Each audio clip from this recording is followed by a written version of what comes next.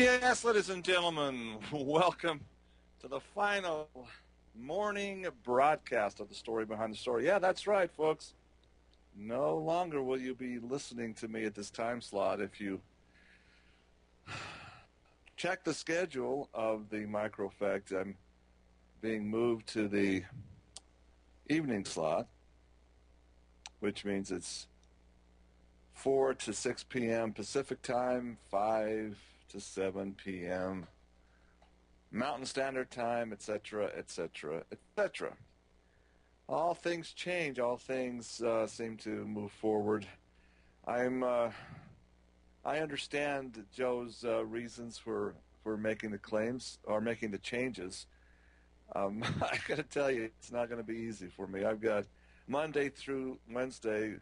I am completely tied up in that time slot doing counseling and volunteer work at my local church, and I've committed to do that at least for the next 7-8 months, and I just can't change it. So what this means is simply I have to pre-record shows and probably the same time slot and have them aired live in the evening slot until my schedule opens up, maybe this summer when I can schedule in that prime time slot. I understand it's a great time slot. Most people that listen to the radio do so during that time slot, and I appreciate that.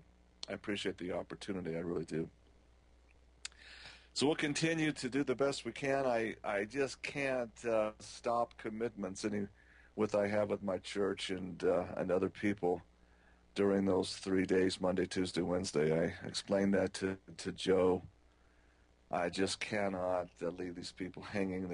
I've committed to them as well, and it's very much an important part of what I do. So, got to work around it. We'll try to do our best. I'm been working diligently yesterday and today trying to get a program where I can effectively record the 2-hour show and then have it brought out.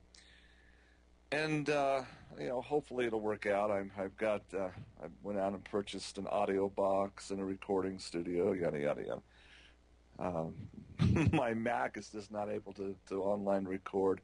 And a shout out to Alex for trying to help with that. He sent me the list and the key, but my Mac, for whatever reason, does not support those online apps. So I either have to get a new computer, it looks like, or try and just work with an audio box, which is a less expensive option. So hopefully it'll work, knock on wood. You may be able to have to hear some recordings, some prior tape recordings until we get this thing done. I'll be live Thursday, Fridays, but I'll have to record Monday, Tuesday, Wednesdays. Isn't that fun? A lot of fun. Oh, yes, lots of fun. Last day of the year, too, today, if you didn't know, the final day of 2012. The Mayans were off. Surprise, surprise, surprise. Of course, the world didn't end on the 21st, but a lot of people's lives are changed and altered this year, no doubt about it. In the news today, a couple things kind of I think, symbolic.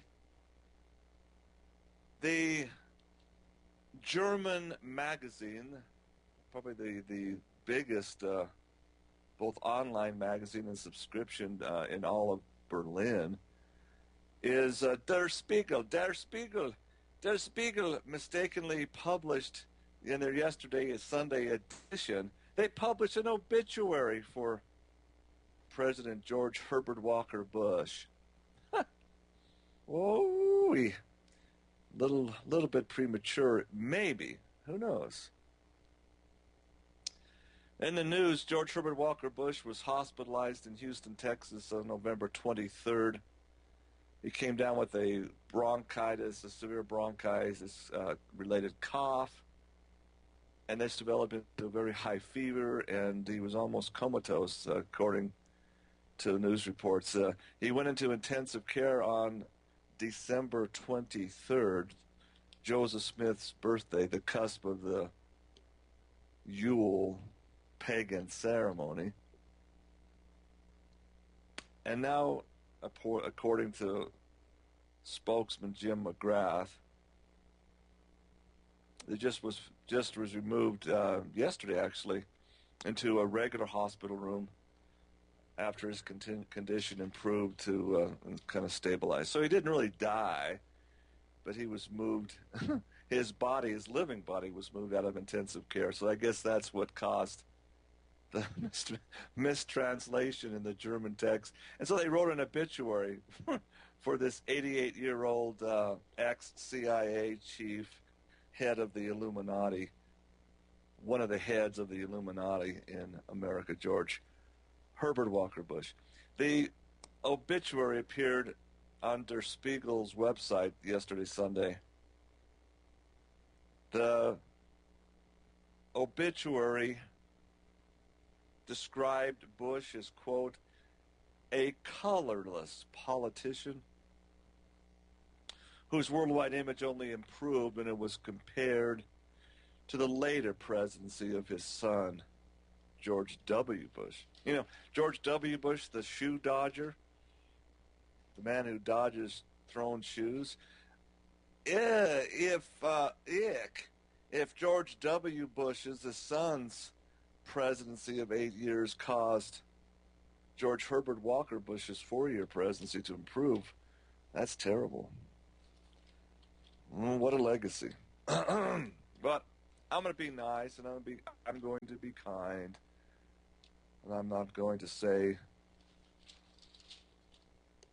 really the truth on this matter.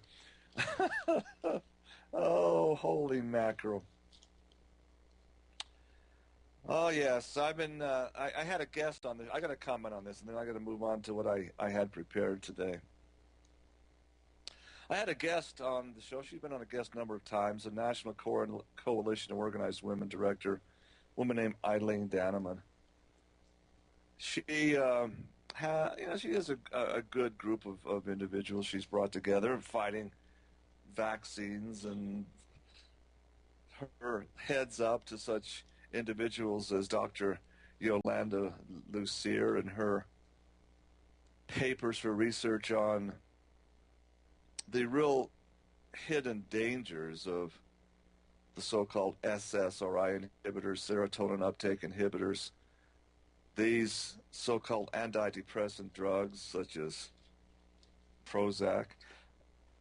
Very good information. I appreciate that. But, you know, when somebody that I know, I mean, I have no doubt, zero doubt, that this woman, whatever you want to call her, named Rima Leibau, is touted and promoted and trumpeted without really looking at the background history. I have very little patience for that. And so I emailed Eileen Danneman saying, why are you promoting her when she's lying? And you know, the whole series of correspondence that followed became increasingly hostile, increasingly bitter, increasingly condescending, increasingly hostile. I mean, that's the only way to describe it. Supporting Rima Leibau, I mean, come on. When you come out with a video and you declare that you are Adam Lanza's doctor, now keep in mind, this followed an earlier posting that went viral where a woman who's the mother of a autistic child, I am Adam Lanza's mother, came out first and went viral first. So Rima Leibau, in my opinion, just said, well, I'm going to do the same thing and copycat him to I am Adam Lanza's doctor. Typical with this woman. But if you didn't happen to watch the entire video that she posted, and it's gone pretty much viral. If you hadn't watched the entire video, you'd be led to believe, because she comes in on the video wearing a white doctor's coat with the credentials, Rima Leibau, MD. I am Adam Lanza's doctor. And then she uses it as a bully platform to rail against prescription meds. That here's the hypocrisy, folks, that she prescribes and uses herself. Now, there's no doubt about that. I have dozens of people who are willing and able to testify in court that she has prescribed and continues to prescribe these meds, these dangerous meds that she comes out and rails against in this video, and then declares that she alone is the only voice of reason in the psychiatric profession that helps and heals and is so humanitarian that refuses to use these mind-altering meds. Now, that's just flat out false. That's fraudulent, folks. I don't care how you cut it, whether the message is what it is or not. The way the message is given by a messenger that is a hypocrite and a fraud, I'm sorry, it needs to be exposed. Let's not look at the message. Let's look at who's giving the message and the way in which it's given the message in a most despicable form, in my opinion. I'm stating this as my opinion, and yes, I am preparing a complaint to be filed for RICO, for wire fraud. This woman is fraudulent. Not only that, because I'm here to tell you, I have her resume, I have her background history. She's so tied in with Ingo Swann and SciTech. I have people I work with in Utah that are recovering from extensive satanic ritual abuse, SRA.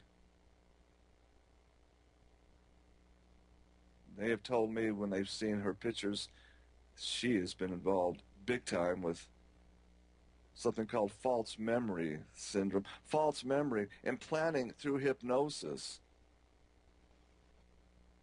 memories of alien abductions, and basically being the ink stream, the cloud that effectively stops therapeutic treatment with licensed therapists.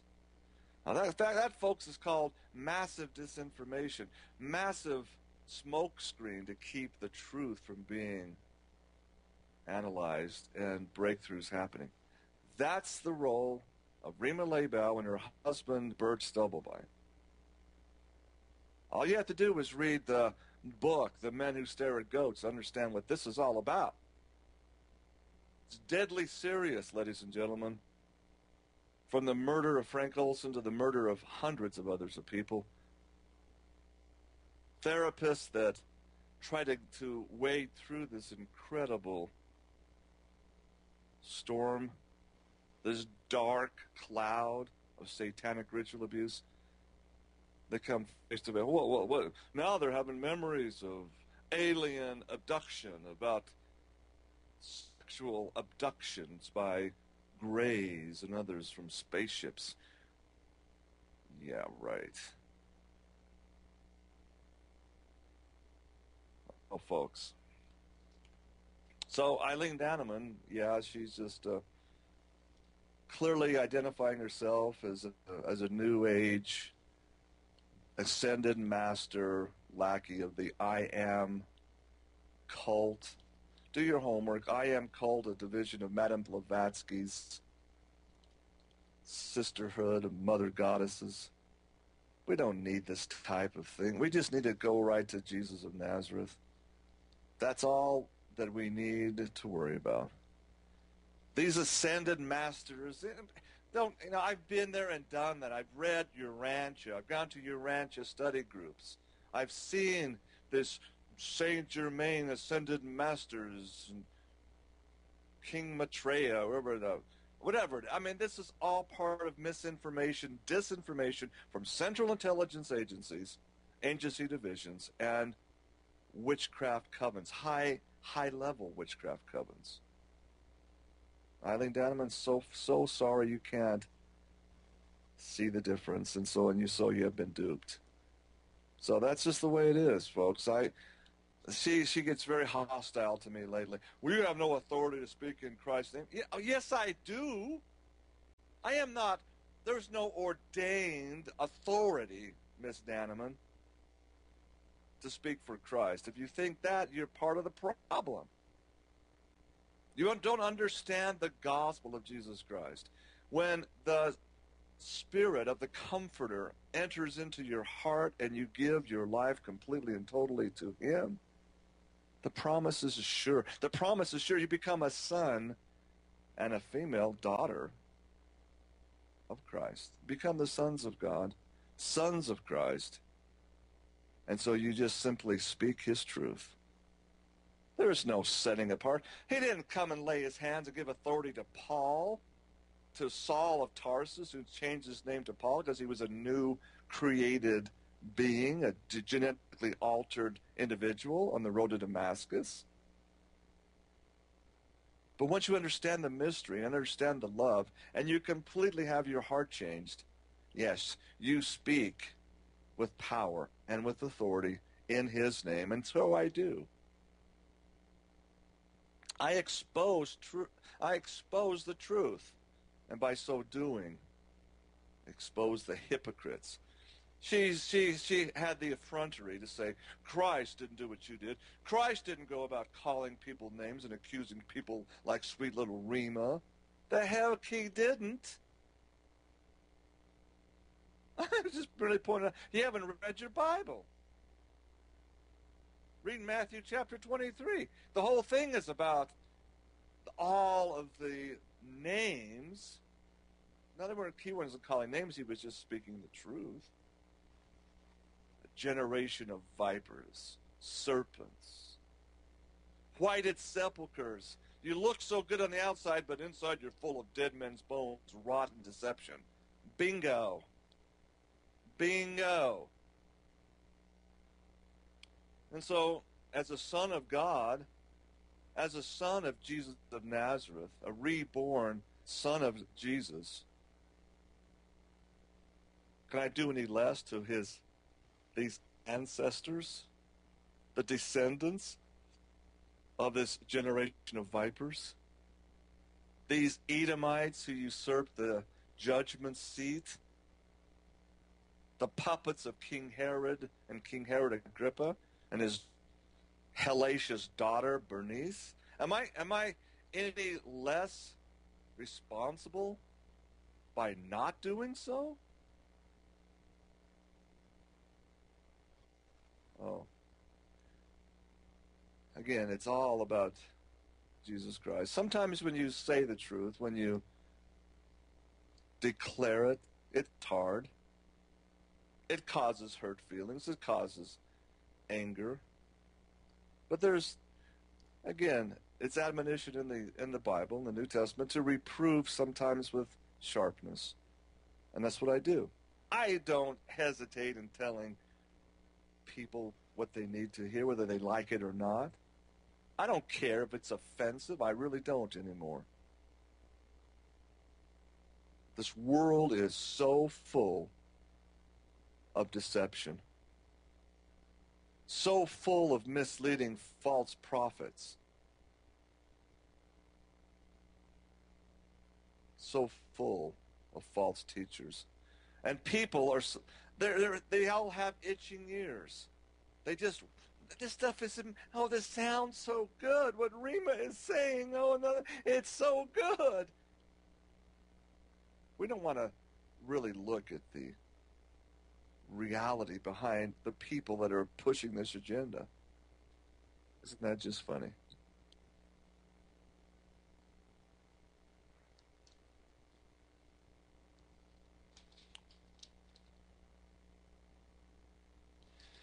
And so I'll let that go. It's just it's just very, very unfortunate. And folks, we do what we do, each one of us in our lives, for various reasons, and I understand that. Eileen Danneman thinks that she is called to a higher consciousness because of her study of theosophany,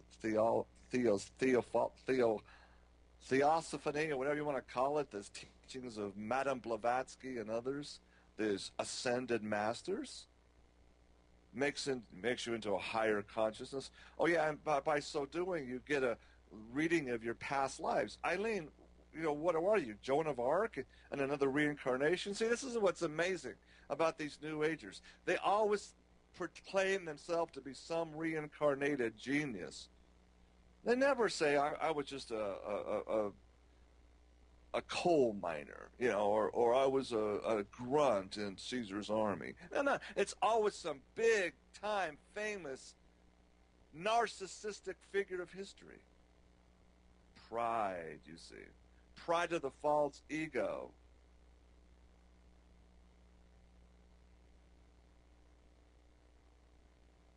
Hateful.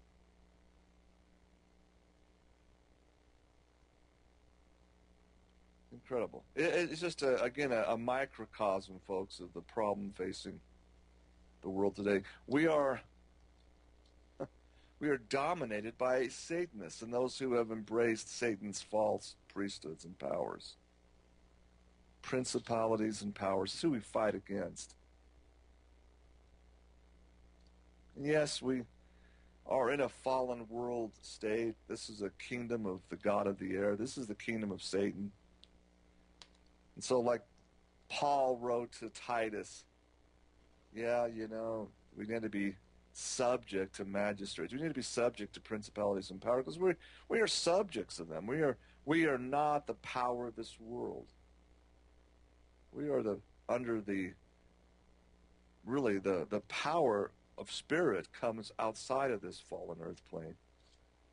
Comes from the Creator himself, Yeshua, Jesus of Nazareth. But we're in a fallen world state, so we better file our tax returns, and we better, follow the law, whether the law is righteous or not. We need to be subject to them. It's just the way it is. But we cannot stop telling the truth. We cannot stop declaring the truth. And this is what I want to talk about today, this 31st day of December, as we enter into a new year, 2013. Every year, this time at the end of the month of December and starting a new year, it's so typical, and the news media promotes it all the time. As we watch the new year go away and sing Auld Lang Syne, should old acquaintance be forgot, we look forward with hope to a new year. It's just human nature. We typically, as a society, make New Year's resolutions to improve our lives, to improve our status, to improve our state of being. We do that. That's just, again, human nature, isn't it? Well, Time magazine, and this is echoed across most every publication. There's 10 there's 10 items that are the most commonly broken New Year's resolutions. They're across the board, and it's what's funny is every year these are rehashed. It's the same thing every year. These top 10 New Year's resolutions, top 10 commonly broken New Year's resolutions. It's the same every year. It's what's amazing. Let me share with you these top 10 commonly broken resolutions as compiled by Time magazine's staff. Number 10 on the list. Number 10 is drink less. I'm not going to drink as much alcohol. I'm not going to get drunk as much. Number 10 on the list. These, again, list of resolutions that have been broken, the most common ones.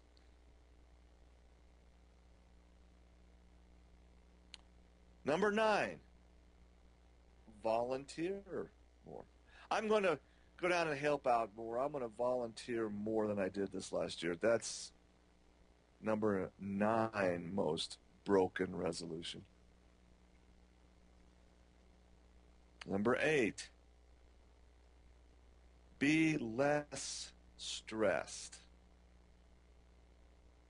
Be less stressed. Ha! Well, that's subjective, isn't it? Because you see, wow, what is stress in your life? To me, and again, from a Christian standpoint, stress is the end result of not having a meaningful relationship with Jesus of Nazareth. I can tell you that, folks. I see this all the time when I do counseling and meeting with people. Oh, they're sick a lot of times because their stress is so out of control. They have such a high level of stress. And well-meaning doctors and therapists, you got to cut down on your stress. Well, how can I do that, Doc? How can I cut down on my stress? Well, you got to practice biofeedback. You got to come in and do some hypnosis therapy sessions. That'll help you. No, my job, ladies and gentlemen, as a son of God, as a son of Yeshua, is say, you want to relieve stress, get to know Jesus Christ. Get to know that his burden, his yoke is so light. Cast your cares upon him. Put your faith in him. Put your hope in him. And let him guide your path. Boy, you can see the stress just lift off of people's shoulders.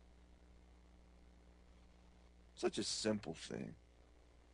But we don't just say, follow the word, you see. No, just don't listen to what I'm telling you. Here is learning. You learn about him through his word, through the written word. You learn about him through, yes, forbidden archaeology, stories of incredible proof of his glory and his sacrifice. Oh, folks. Oh, heavens. When you realize that he's real, when you realize that he can and will enter into your heart and change your very DNA, that relieves stress powerfully. So be less stressed, number 8. Number 7. Travel to new places. I'm going up the list. Travel to new places. Take a trip. See something new. Most commonly broken. A good resolution. We should try to learn something new every day, but also traveling to new places, seeing new things. Good idea. Number 6. Spend more quality time with the family. Most commonly broken, number 6. Well, there's 5 of them anyway, folks. Let's talk about the top 5 after this. Number 5, we'll get onto that as we come back after these messages. So please stay tuned. This is the story behind the story. I'm your host, Dr. H. Ruat. This is the Micro Effect Radio Network. Please stay tuned. Okay, ladies and gentlemen, welcome back to the New Year's Eve edition of the story behind the story. Okay, let's continue on the top 10 most commonly broken New Year's resolutions. Oh, here's list number on the list. Number 5 is simply get out of debt and save money. Yeah, see, we're going up the list now. This is the 5th most commonly broken resolution. Why is that? Why is it so hard to get out of debt? Because, you see, you're not supposed to. The system is not designed to let you get out of debt. You can't. You cannot get out of debt. Why? Because you see, your dollar bills, your Federal Reserve notes are debt instruments. The only way you can really totally get out of debt, folks, is to turn in your Social Security number, renounce your citizenship, and move to a desert island and do barter. Or do just as Muammar Gaddafi was doing, make sure that you don't take debt instruments for your oil payments. Oh, yes. What do you think Hillary Rodham Clinton and the Illuminati beasts of the Edomites had to destroy and remove Saddam Hussein and Muammar Gaddafi? Specifically, Muammar Gaddafi. The biggest threat to this Edomite debt cycle of world-dominated debt money was the incredibly brilliant plan of Gaddafi to pay. If someone wanted to buy Libyan oil, they had to buy it with dinars, gold-structured, gold-backed dinars, folks.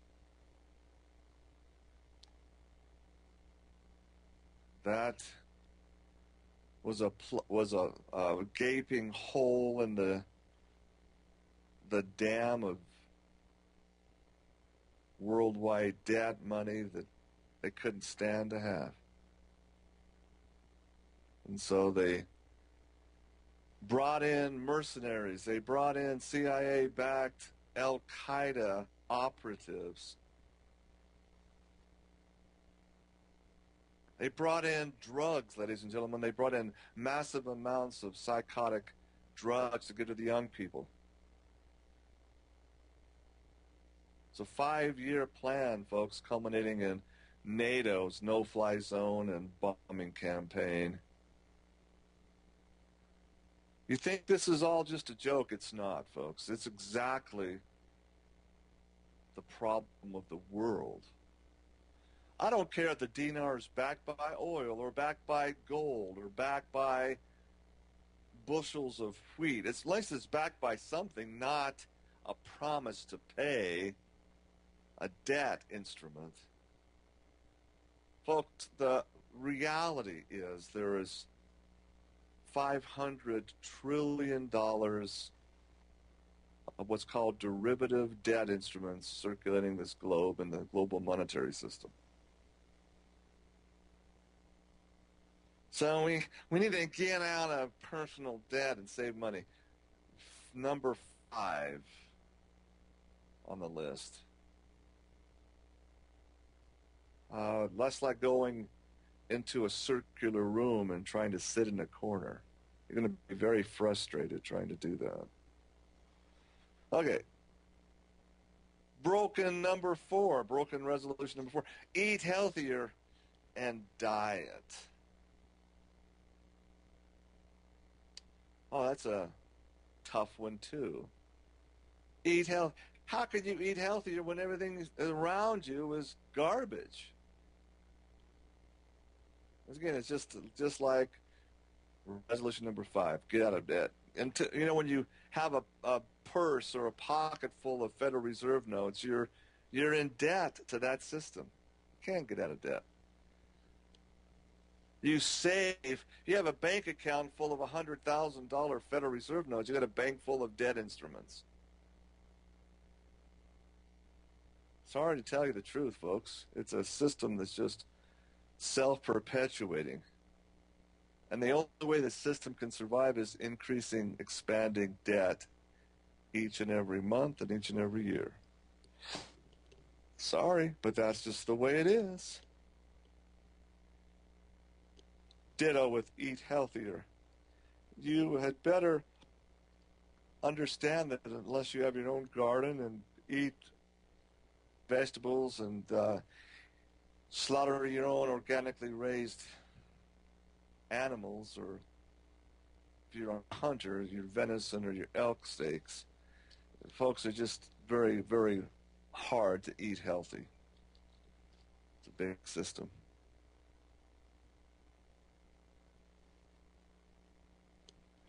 So, number three, we touched on this before.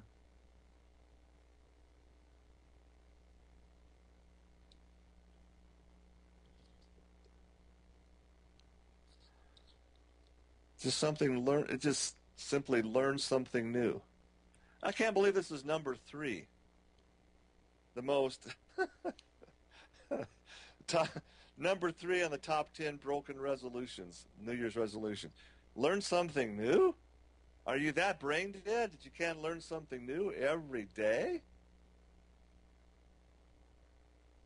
You just have to quit watching so darn much TV and start reading some really good, books. Hey, one of the best things about learning something new is to really, study the Holy Bible and every aspect. This thing is the Holy Bible is so multi-dimensional. I tell you what, just when you think you have it figured out, you go and follow into the deeper meanings of the Hebrew and the Greek text, and you learn something new, just again by studying God's Word, the Holy Bible. That shouldn't be something that is easily broken resolution. That's a simple one to keep. I really can honestly say that virtually every day of my life I learn something new. And I hope to keep doing so until God calls me home. Simple. Second, number 2 on the list, quit smoking. How many people have said, this year I'm definitely going to quit smoking? But they break that resolution. They can't follow through. Why? Well, the answer to that one is, smoking is just much, much more than a bad habit, folks. It's an addiction. Nicotine is a drug. And there are other drugs that are actually, put into tobacco, cigarettes to make them very much addictive. You can't just go and stop smoking really without help. You've got to have, you've got to have help. Just like a heroin junkie needs help, clinical help to break the addiction cycle, just as the alcoholic needs help. Because it becomes very much a drug that you're dependent on, folks. And smoking is most definitely an addiction. It's not just a bad habit. It's not just unhealthy. You're taking into yourself specific mind-altering drugs, folks. I get a kick. I have to really sometimes bite my tongue and be tactful. I really do. We have a couple of good-hearted people in our little body of Christ that I attend, who they have a history of chemical substance abuse, drug abuse, folks, and they constantly say how proud they trumpet how proud they are that they're clean and sober. They're no more addicted to the drugs they were abusing anymore. But they cannot sit through 2 hours of services without running out the door to light up a cigarette. And they come back in reeking of cigarette smoke, reeking of it. Yet they get up and praise God that they're chemically free. They're free of addiction. And I just said, oh my goodness.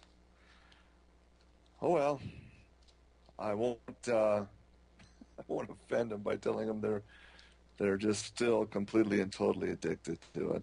to another drug. It's called tobacco. Let them have, I guess, their little victories. But it's the reality, folks. Smoking, cigarette smoke is carcinogenic in so many ways. A carcinogen is something that simply, by definition, robs the blood of oxygen. When you rob the blood of life-giving oxygen, disease states begin to form very readily and very easily. For oxygen is life. Cigarette smoke, whether it's secondhand smoke or whether it's directly inhaled by a puff of a cigarette, immediately begins to rob the blood of its oxygen carrying capacity in the red blood cells.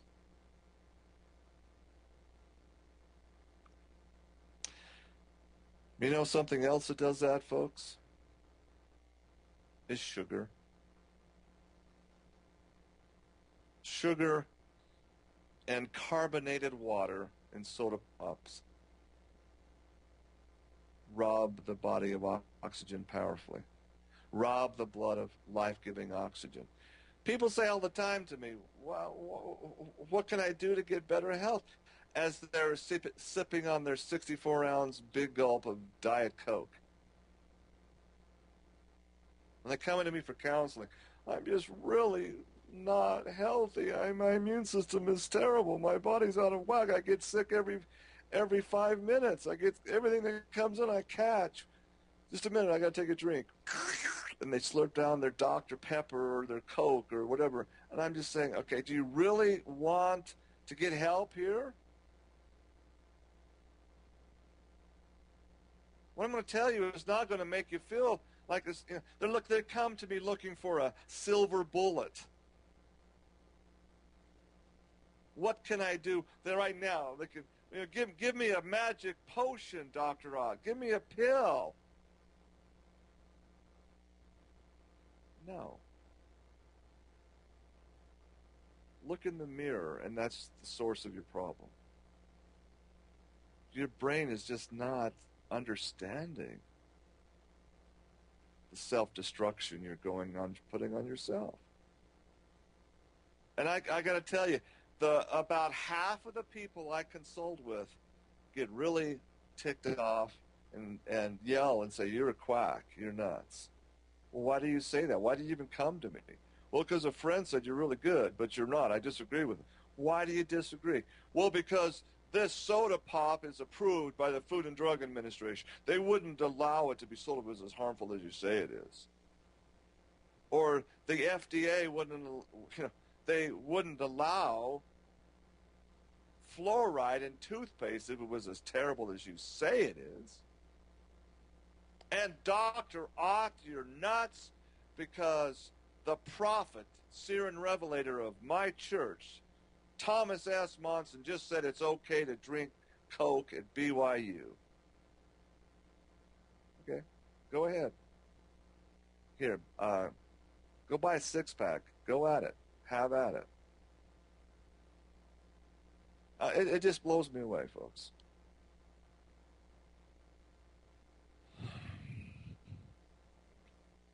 I try and explain to them simply, hey, carbon monoxide, hey, do you think for 1 minute if you go into the store and get a hose to fit over your exhaust pipe and you funnel that hose into your car and roll the windows up and run your car, do you think for a minute that you can breathe in that odorless, colorless, tasteless fumes of carbon monoxide and survive it? Do you really believe that? Well, don't be ridiculous. Of course, that'll kill me.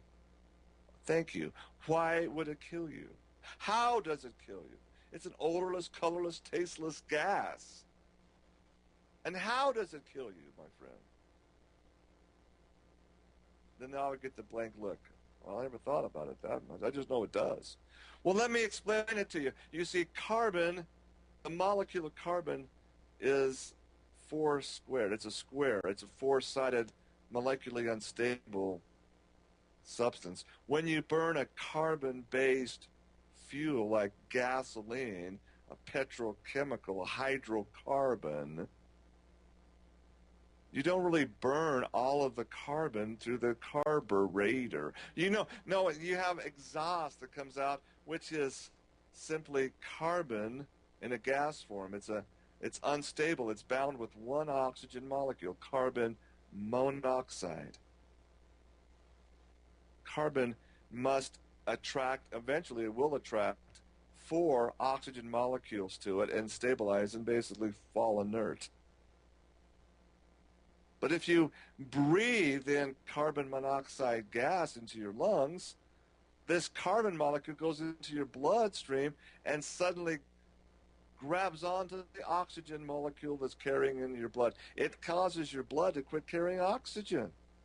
And when your blood quits carrying oxygen, Mr. Jones, you get very sleepy.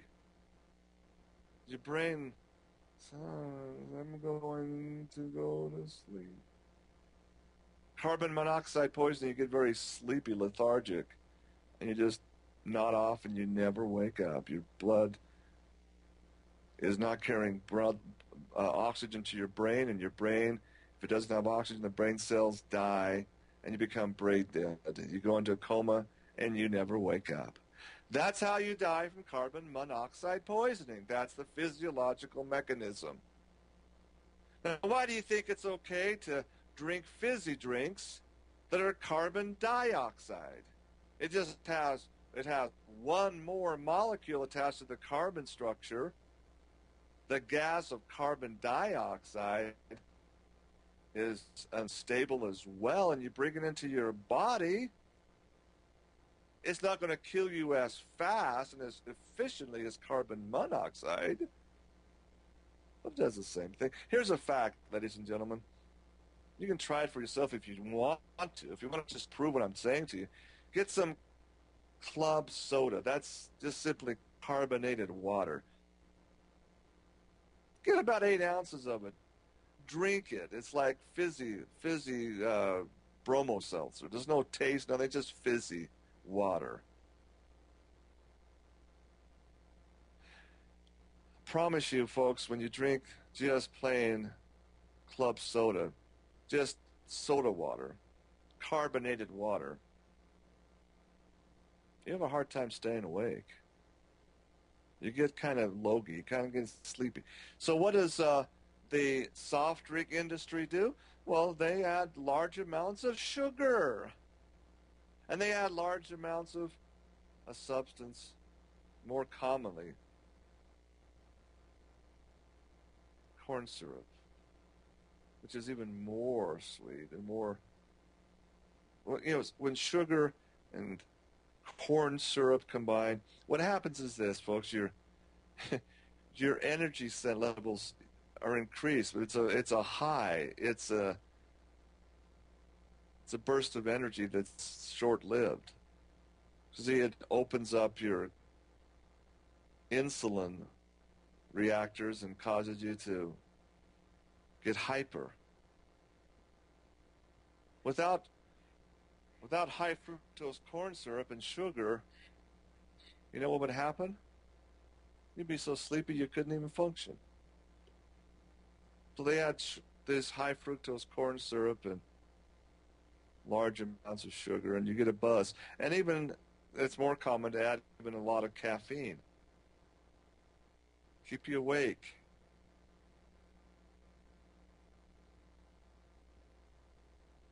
But you see, what it does to your body is incredible. This is just as bad as a cigarette as far as lowering your blood oxygen levels.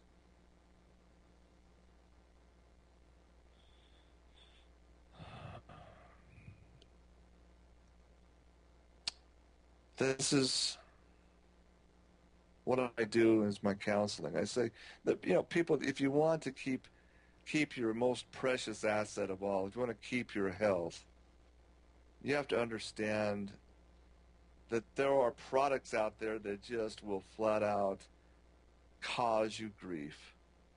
will cause disease states, will cause your immune system to be absolutely malfunctioning, dysfunctional. And I just simply tell you the truth. And if you can handle the truth, fine. If you can't, that's fine too. You know, and I do these counseling sessions absolutely free of charge. I do not charge people. I do not charge people a nickel for coming to my seminars. I don't. It's community service to me. It's the serving of my fellow men. It's not to be profited from.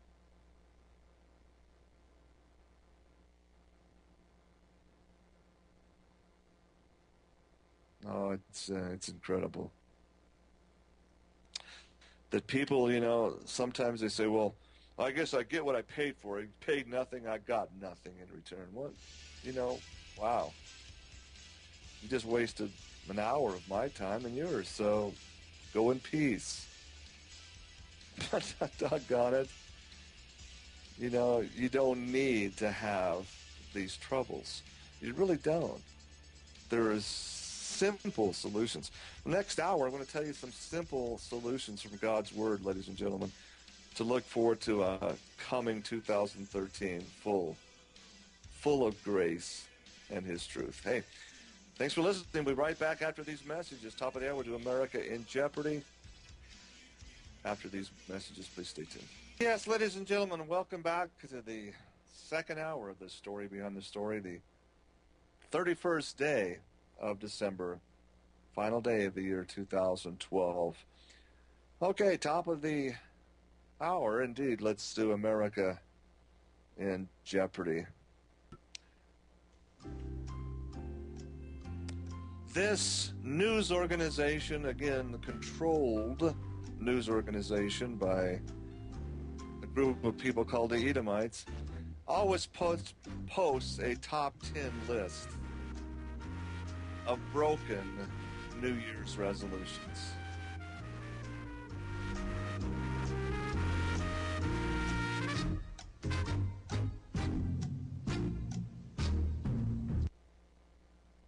All right, that's it. The question is, what is Time Magazine?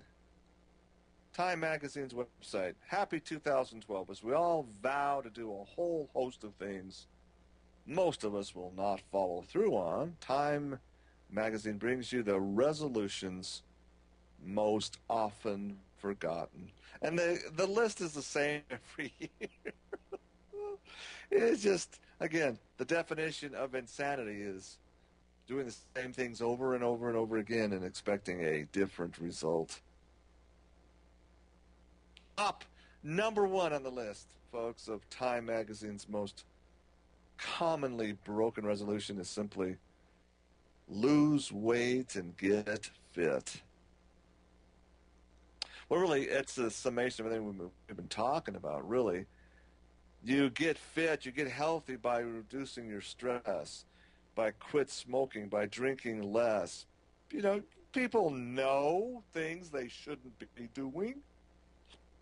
They know because their internal conscience, their Jiminy Cricket inside of them is whispering, you shouldn't do that, you should do that, you shouldn't do that. You know, there is a spark of divinity, a spirit of Christ in everybody, whether you like to admit it or not, whether you consciously or subconsciously choose to self-destruct is, you know, it's up to you. But there's nothing that cannot be rectified by developing a relationship with Jesus Christ. Nothing. Nothing. For He is all powerful and all loving. That's my message to you this day. It's going to be my message throughout all of 2013 on this radio show. And I don't care, people, if you get mad at hearing me talk about Jesus Christ. You don't like it? Turn it off. You know, if you don't like hearing the truth, don't listen to it. You simply can't handle the truth. And let me be very clear. I don't want to appear to be egotistical and narcissistic in saying that I have all the truth, because I don't. But I do think I have a handle on some truth. I don't know everything. I'm not the wisest egg in the carton. Don't claim to be. But I submit I do have a unique perspective that may help you put the pieces together. I know I've helped hundreds of people. They've emailed me and told me so. So I continue. That's why I do the show. If I help one person, if I help just one person, then it's okay. It's worth everything I've done, all the time and effort and money expended. Why? Because, again, as I'm telling you, folks, I know who I am. I know I am a son of God. I have a relationship with Jesus of Nazareth that is undying and personal. And he tells me in my quiet moments of meditation and walking with him, not above him, not below him, with him, understanding that he is my creator and my God, yet he walks with me. I know one thing, that for as much as ye have done it unto the one of the least of these, my brethren, ye have done it unto me. So when you help one person, you help him. That's why I do it, folks. Why I do it. That's all. Lose weight and get fit. You help people along the way, and you help him, and you help yourself in a powerful way. So yeah, in a way, I, like everybody else, I'm selfish. I wanted to do the best I can and be the best I can. And that means following the gospel of Jesus Christ. Now let me share with you the next hour the real remedy here for why people fall short in their resolutions. And I take the text of Micah. Micah is, those of you that don't know the Holy Bible, Micah was a prophet of God, a son of God, if you will. And he's listed in his book is in the Old Testament. Micah chapter 6, starting with verse 6. Pretty interesting what is written there. In my King James Version of the Bible, I read in verse 6, chapter 6. Wherewith shall I come before the Lord and bow myself before the high God? Shall I come before him with burnt offerings, with calves of a year old? Will the Lord be pleased with thousands of rams, or with 10,000s of rivers of oil? Now keep in mind now, he's talking about the sacrifices earlier in the tabernacle of Moses and later in the temple of Solomon, the oblations. You see, during this time of Micah, there were so many Israelites falling away. The tribe of Ephraim is bound to his idols, according to Hosea. The whole house of Ephraim and Manasseh had fallen to the god of Moloch. They were sacrificing their children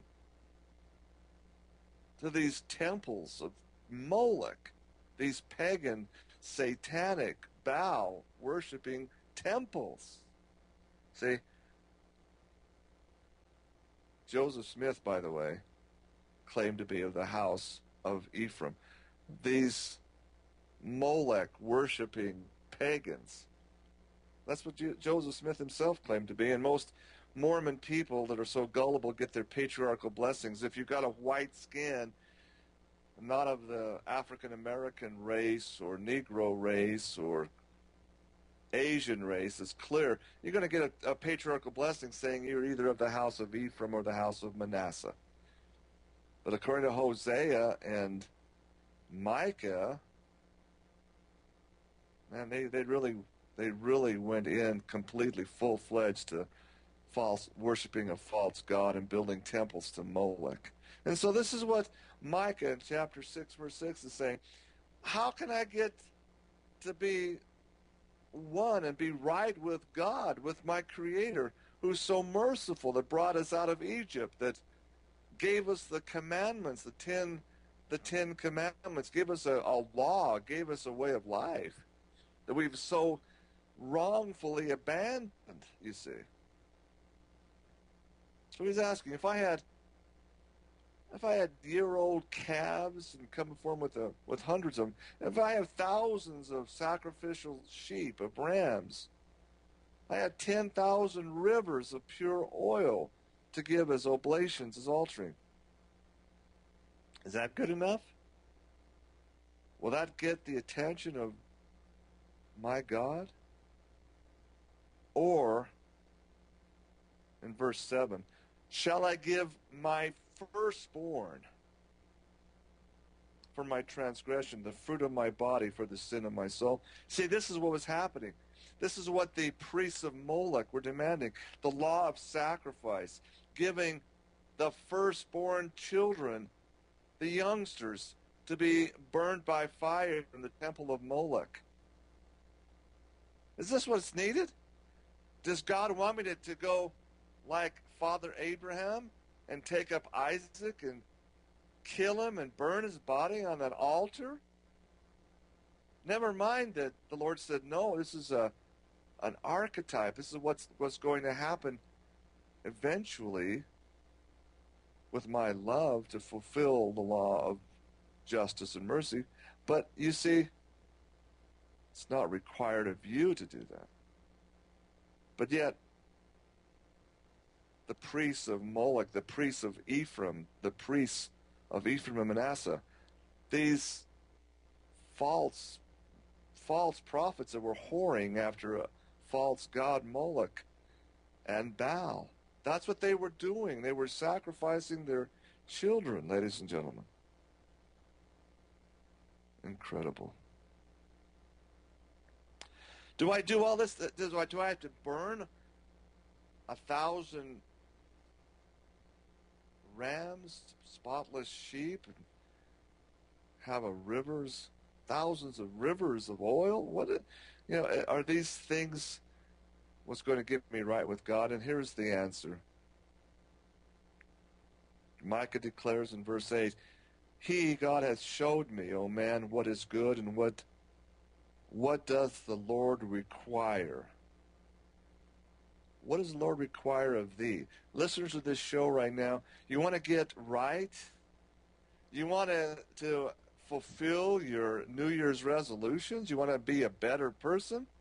It's a simple equation according to Micah, according to all the prophets and disciples of God in the Old and New Testament. It's really a simple formula, especially after the sacrifice of Christ on the cross.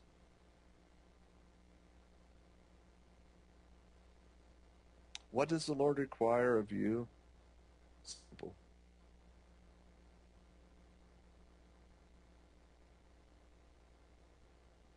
Three things.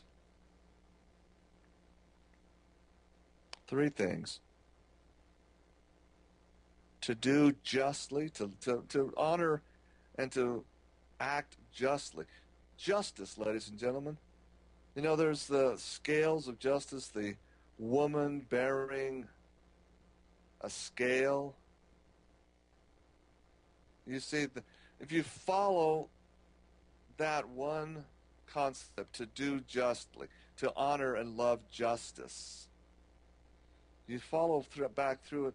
God, from the very beginning, has offered and counseled his prophets to support and help those who are unable to help themselves. And again, to rout out and to stop those who wrongfully and fraudulently and hypocritically take advantage of other people. That's what it means to love justice and to do justly.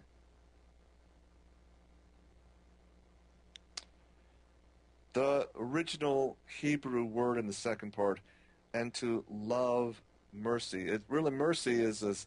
It's a three-pronged Hebrew word, chesed.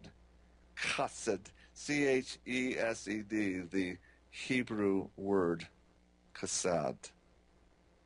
Means mercy, yes. It means loving kindness. It means steadfastness. It's a three-pronged, triple meaning Hebrew word, chesed. Kindness and mercy. Boy, we can spend a whole 5 shows on this one text, to love chesed, to love mercy, to love kindness, to be steadfast. That's the meaning of the Hebrew word in this text, chesed.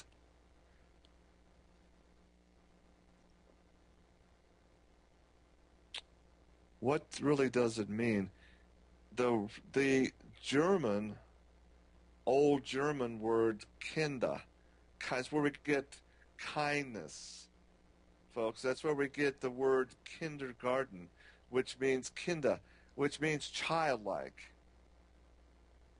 Our young children begin school going to kindergarten. Kinder, little children. Christ said, and this is in the original Greek text, to his disciples, you must become as little children. You must become kinda. You must become you develop loving kindness of God. And how do you do that, folks? How do you develop that loving kindness, that kinda, the chesed? You do it by opening your heart to God, opening your heart to the Savior, Jesus Christ. It's just allowing him to enter. You do it by searching and privately demanding him to come into your presence. That's how you do it. And when you feel it, when you embrace it, don't close it off. Open it up in every way. Then you see the mercy seat. Why is it called the mercy seat? It's the chesed, the chesed seat, the mercy seat, the seat of all kindness, of again, being straightforward, being steadfast, full of loving kindness. That's why the Ark of the Covenant, the lid at the top of it was the throne of God, so-called mercy seat, the chesed seat. You see how it kind of fits together? Kind of. And finally, the third thing is to simply walk humbly. To walk humbly with thy God. Again, false religions would have you believe that God is just, he's just a man that's been elevated. You see, Mormonism teaches the Mormon faithful, and somehow the Mormon faithful believe this, that God the Father was once a man just like we are today. Jesus Christ had to become God by learning obedience to the things which he suffered. See, God was not always God. God went through a system, according to Mormons, of earth trials and overcoming the trials to establish his home base in a place called Kolob, where he lives with thousands and thousands of spiritual wives.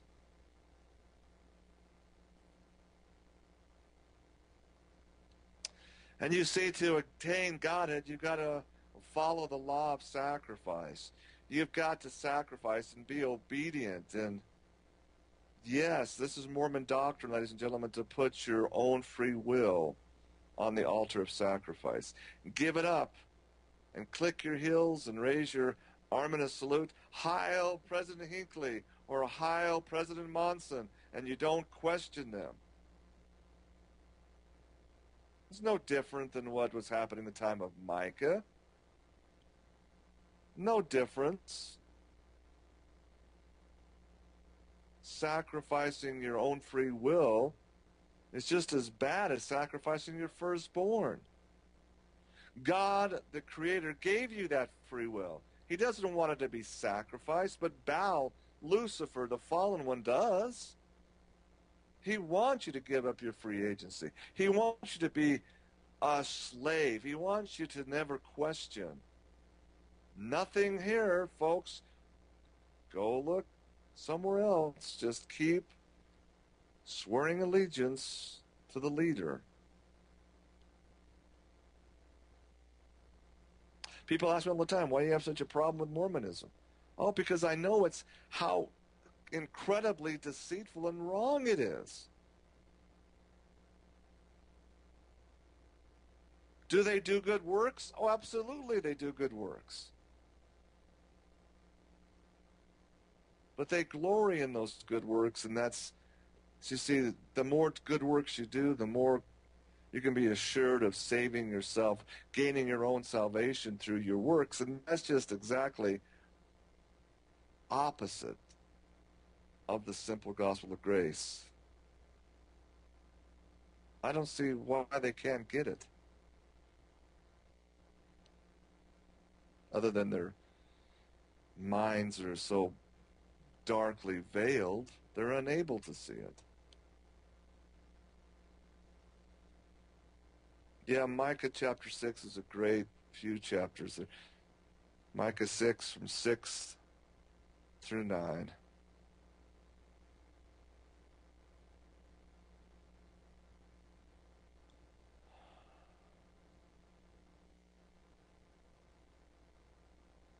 Love, to fall in love with kindness, to fall in love with God's mercy,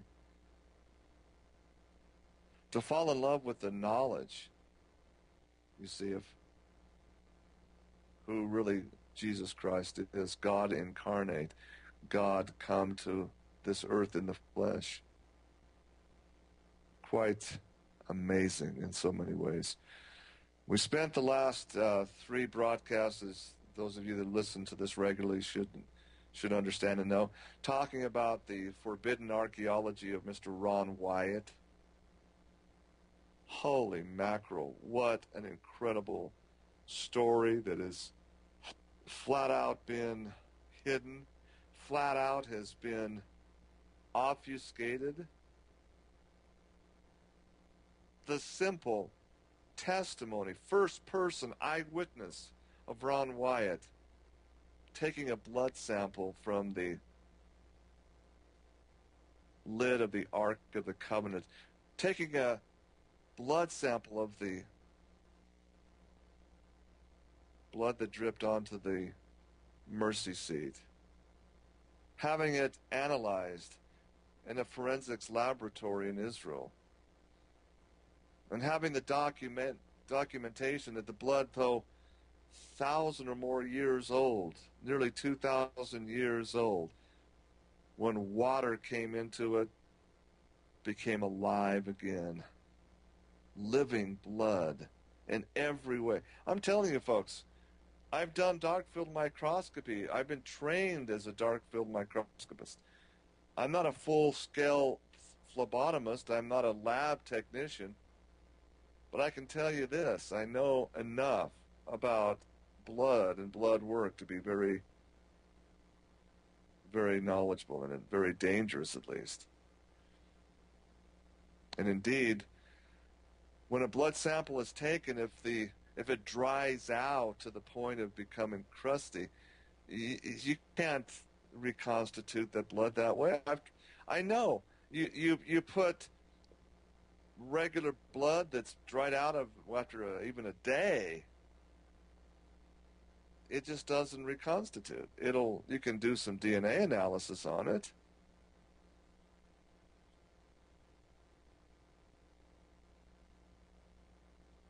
But that's about it. You cannot ever do a genome structure. You need a live blood cell to do that. You need live DNA to do genome structures, live white blood cells.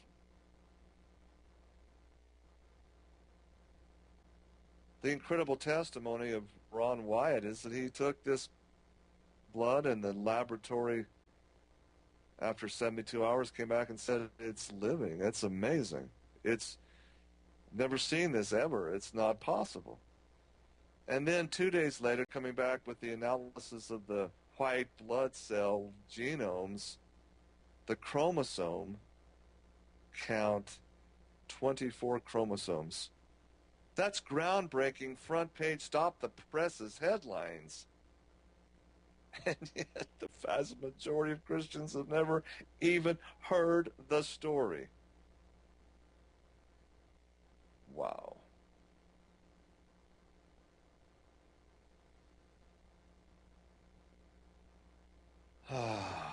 And who's responsible for that, folks? Why do you think it has not been widely disseminated? I'll tell you why. You've got Edomite control, not only of Jerusalem, you've got Edomite control over the Christian church structures in America.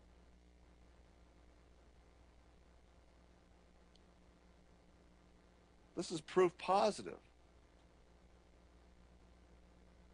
Your Pastor Heggies and your others that are controlled by the power brokers, your televangelists, your Pastor Grahams and others, they're not going to focus on this incredible story of good news. They should, but it's a big secret.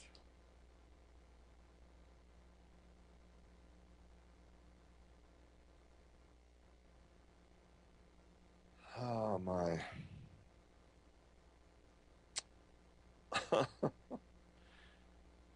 What can I say, folks?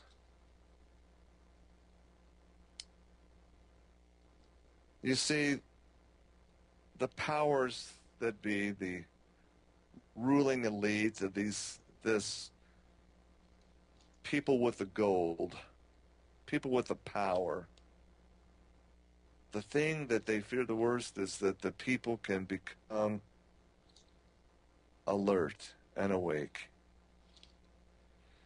The prophet Hosea, just the same time era as the prophet Micah. Hosea said, "My people perish for lack of knowledge. My people perish because they're kept in the dark. That my people perish because they're taught false doctrine." The lack of knowledge is very, very damning. So they don't want you to know the story behind the story. They don't want you to know about the fulfillment, literal fulfillment of God's covenant to Moses. They don't want you to know who the true Israel is. They don't want you to know that Ron Wyatt went into the chamber and there saw a close hand and touched the Ark of the Covenant and was not struck dead. They don't want you to know that 4 Edomite imposters who claim to be of the bloodline of Levi, rabbis of the Levitical bloodline, went into that very chamber and was struck down dead with a stroke of apoplexy. They don't want you to know these things because it exposes that they are charlatans and hypocrites and false teachers. Don't go away, folks. We'll finish up with this with some words of wisdom, hopefully, and some quotes that'll help you point the way to a successful new year. Thanks for listening. We'll be right back for the final segment after these messages. Oh, yes, you got to listen to a doctor, ladies and gentlemen. Listen to the doctor of common sense. I hope that would be yours truly. Ladies and gentlemen, oh, heavens, last half hour of the show, the last show of 2012.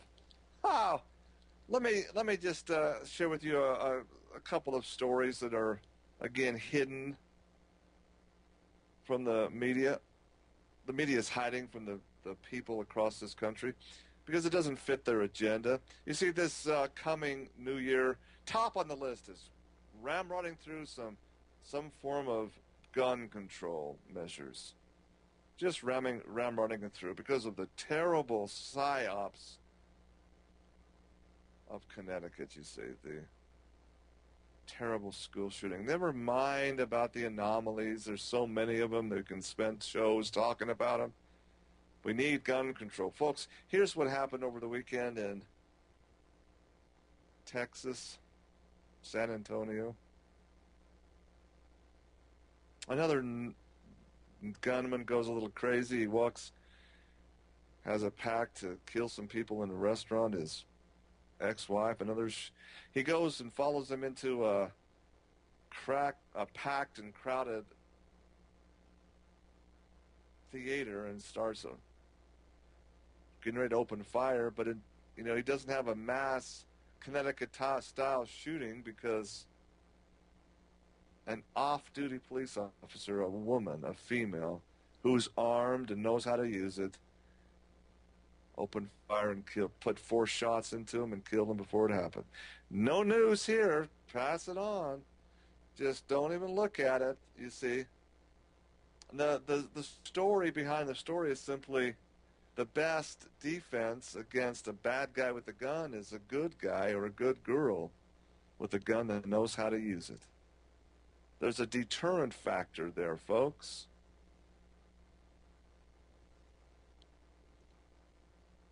Guns are tools.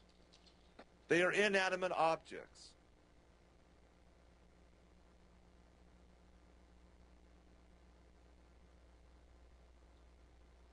It's not just, if somebody is a psychologically imbalanced person on meds being handled by a CIA, mind control, MK Ultra individual. Doesn't matter if they have automatic weaponry or single shot shotguns or spears and machetes. They will wreak terror at your local shopping mall or school or movie theater. Just the way it is. What needs to be stopped, what needs to be exposed is the broken system that allows these things to mature, and the fact that nobody in the mainstream media is showing the real problem, which is meds, big pharma, and CIA operatives, psyops. I mean, this is the story, folks. This is just a fact.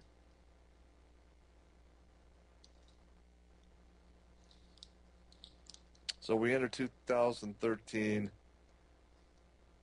heading towards a so-called fiscal cliff, fear-mongering all around us, stress like at all-time high levels. Again, it's just a very, very clear symptom of a spiritually sick society that has lost their focus.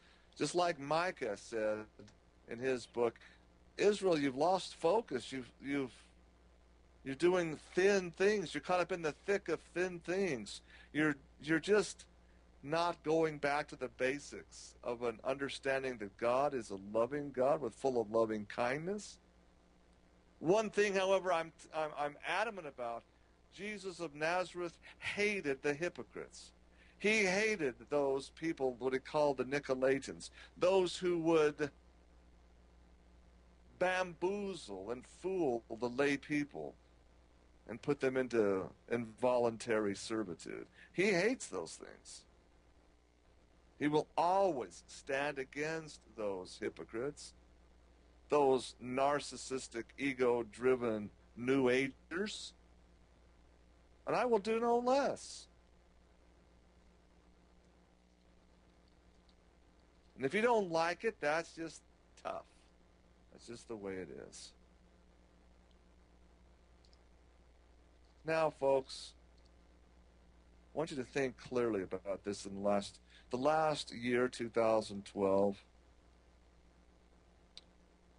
One of the top stories, according to the national news media, one of the top, even now taking top billing over the presidential election, is the Sandy Hook school shooting. 20 innocent little ones just before Christmas being massacred. Excuse me, why is that the top story? Well, because you see, we gotta control the nation's guns. Hey, let me give you some numbers, ladies and gentlemen.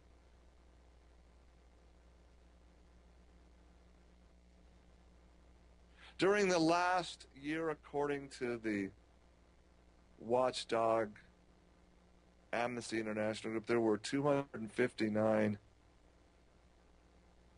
United States drone aircraft strikes in Pakistan. We're talking Pakistan, folks, not Afghanistan. Pakistan, the border country. According to Amnesty International, these remote controlled terror machines, these drones,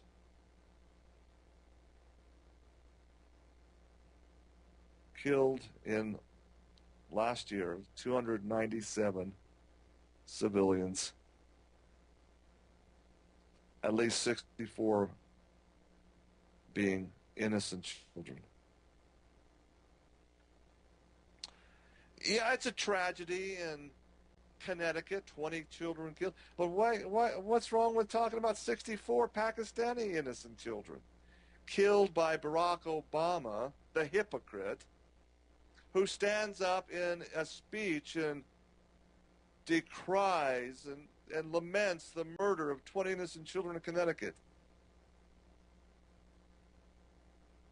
While this hypocrite, this commander-in-chief, by his direct military machine, which he has control over, he authorizes these drone attacks that have killed 64 children. You know, how can you spell hypocrisy?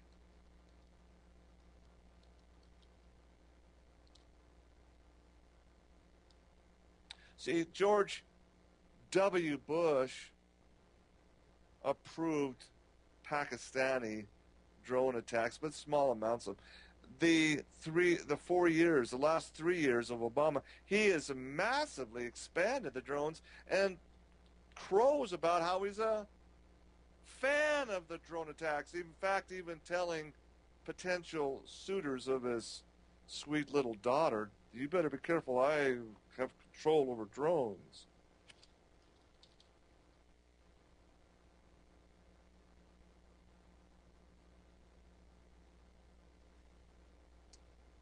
What's the success ratio of these remote control terror spitters in Pakistan? Folks, for every one suspected Al Qaeda or whoever militant they're targeting, for every one, there's 50 innocent victims and children taken out. Pretty terrible odds, if you ask me. So this coming year in 2013, assault weapon bans are being introduced nationally. The assault weapons and other gun control measures. In America, United States of America, manufactures military machine guns and powerful armaments to be shipped overseas to arm rebels like Al Qaeda in Libya, to kill innocent ones.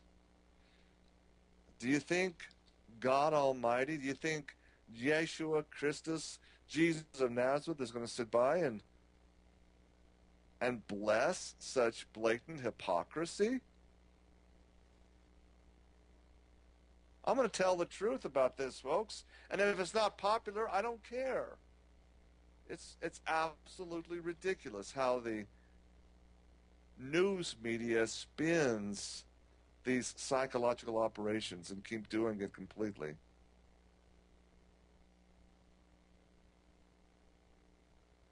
Wow.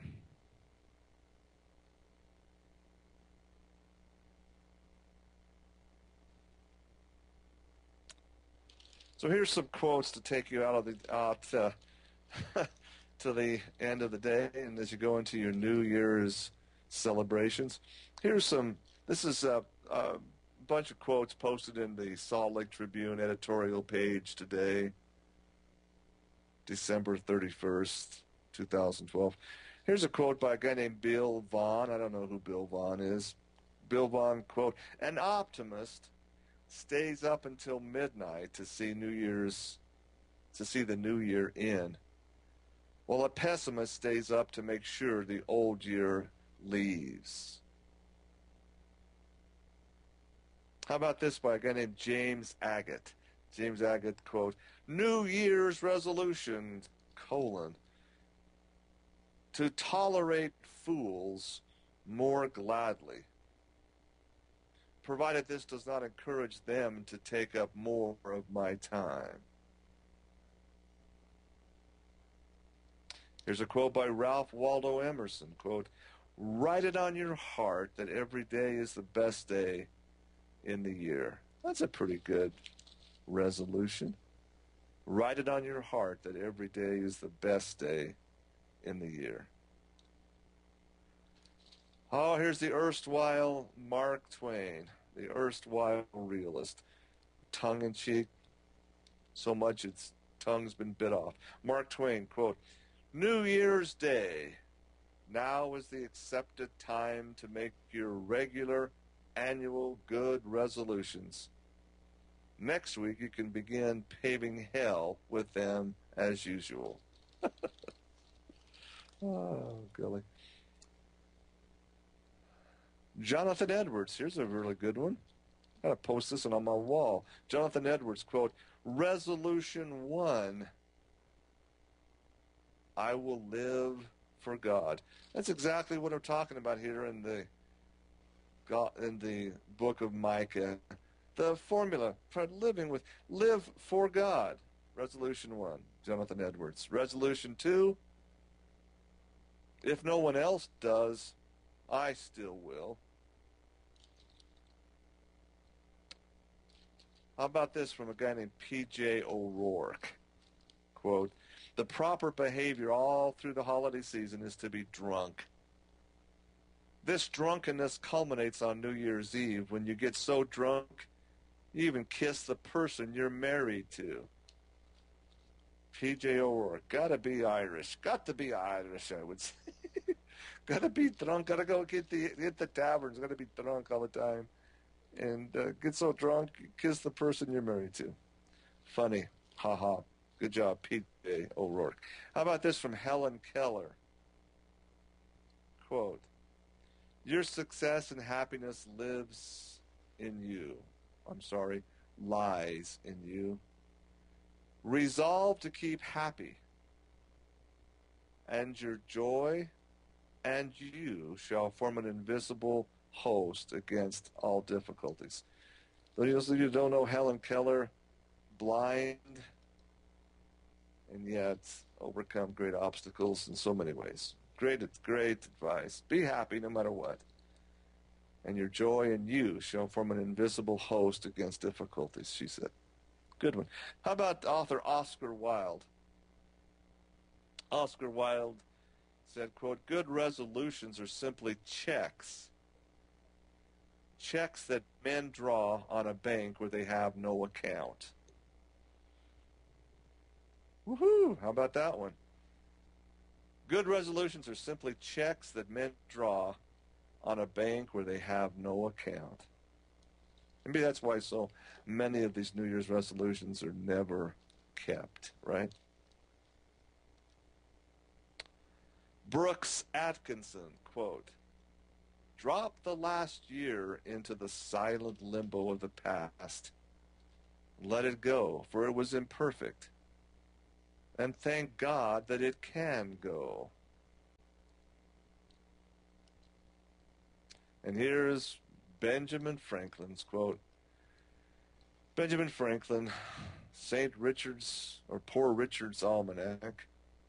Be always at war with your vices, at peace with your neighbors, and let each new year find you a better man. Well, that's for women. That doesn't mean you're finding you a better man. No. Find you to be a better man or woman. Okay. John Selden, quote, never tell your resolutions beforehand, or it's twice as onerous a duty. Well, maybe it's good to publicize your number one resolution and have people hold you accountable for it. Maybe, huh? Otherwise, it's just a wish. You see, a resolution that's not written down and focused on is just simply a wish. And wishes are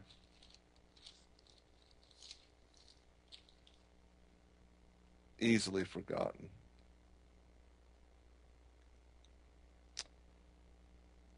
Anels Nin, whoever that is, Ananias Nin. I made no resolutions for the new year.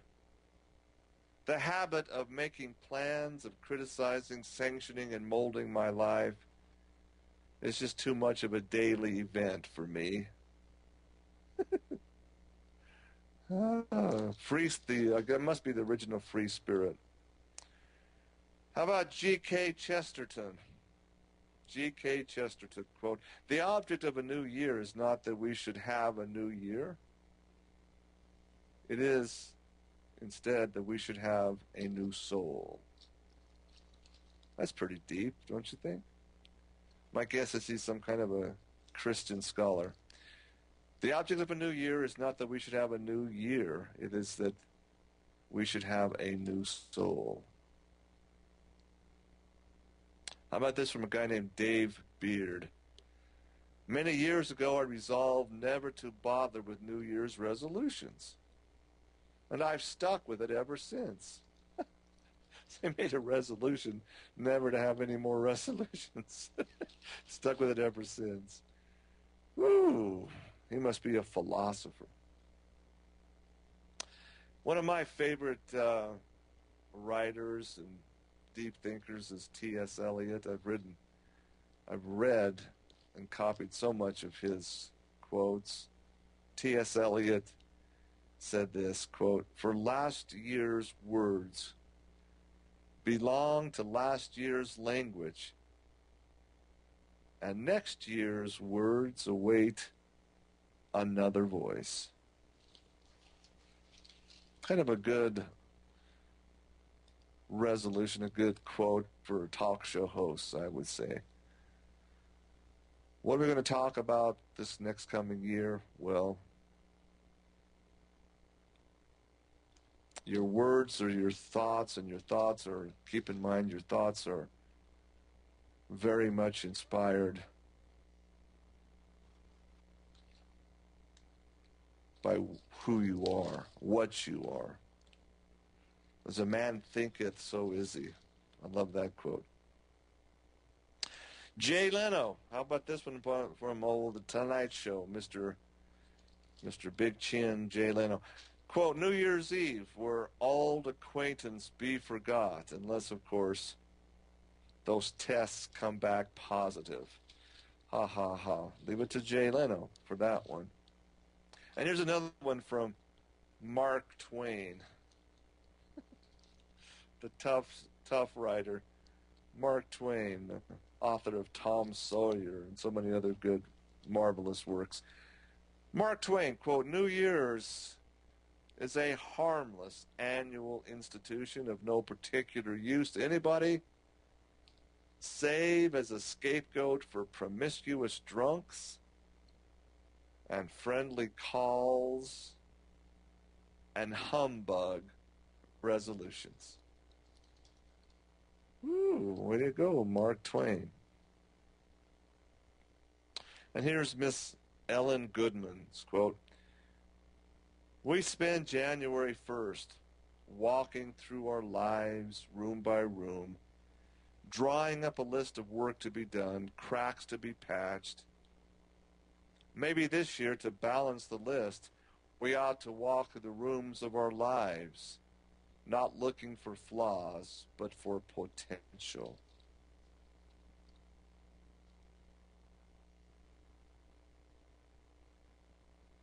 Well, that's a good one, wasn't it? Thomas Mann, how about this one? Thomas Mann, quote, "Time has no divisions to mark its passage. There is never a thunderstorm or a blare of trumpets to announce the beginning of a new month or a new year. Even when a new century begins, it is only we mortals who ring bells and fire off our pistols." Pretty wise. F.M. Knowles, Knowles, Knowles, quote, "He who breaks a resolution is a weakling, but he who makes one is a fool." Woo! That's pretty nasty.